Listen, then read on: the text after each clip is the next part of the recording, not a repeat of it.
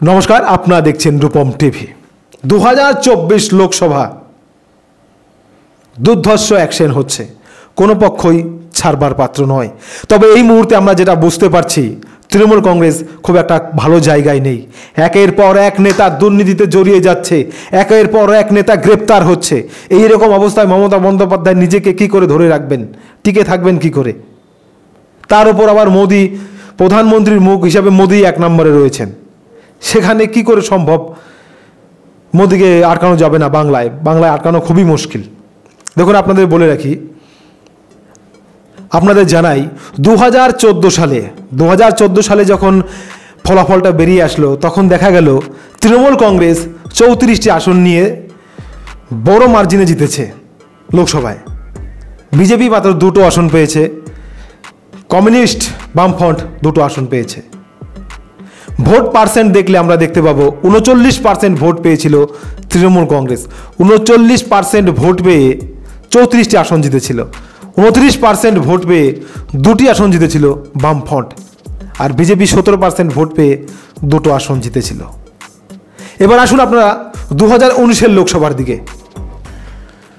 2019-এর যে লোকসভা, সেখানে আমরা দেখতে পেলাম 43% ভোট পেয়েছে তৃণমূল কংগ্রেস। 43% ভোট পেয়েছে তৃণমূল কংগ্রেস। আসন সংখ্যা কমে দাঁড়িয়েছে 22-এ, 34 থেকে 22, মানে 12টি আসন কমেছে। বিজেপি 17 থেকে জাম্প করে 40% ভোট পেয়েছে। আসন সংখ্যা বেড়েছে, 18 হয়েছে, 2 থেকে 18। সিপিআইএম 29% থেকে 6% এসে নেমেছে, মানে 6% পেয়েছে। আসন সংখ্যা 00।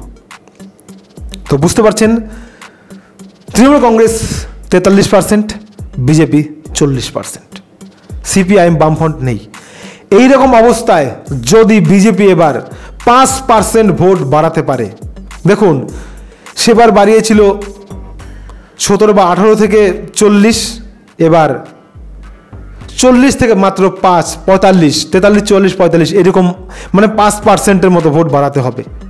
তৃণমূলের যে হারে, মানে বেকায়দায় রয়েছে যে হারে তৃণমূল কংগ্রেস, সেইখান থেকে 5% ভোট বাড়ানো কোনো ব্যাপারই না বিজেপির কাছে, যদি ঠিক মতো খাটে। আর যদি তাই হয়, যদি 5% ভোট বাড়াতে পারে বিজেপি, তাহলে আপনারা লিখে রাখুন,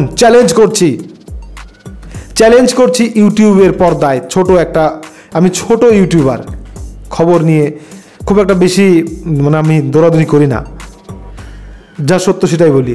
যদি 5% ভোট বাড়াতে পারে বিজেপি, চ্যালেঞ্জ 30 থেকে 35টি আসন পাবে। 30 থেকে 35টি আসন পাবে যদি মাত্র 2024-এ শুধুমাত্র 5% ভোট বাড়াতে পারে বিজেপি। 30 থেকে 35টি আসন পাবে। এখন দেখা যাক সেটা পারে কিনা। 14 সালে ছিল 17%, 19-এ হয়ে দাঁড়িয়েছে 40%।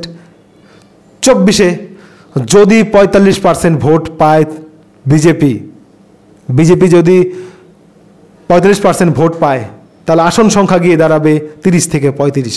তার মানে তৃণমূল কংগ্রেসের সরকার ভেঙে যাবে, পতন হয়ে যাবে তৃণমূলের। খবর ভালো লাগলে সাবস্ক্রাইব, লাইক, শেয়ার করবেন। জয় হিন্দ।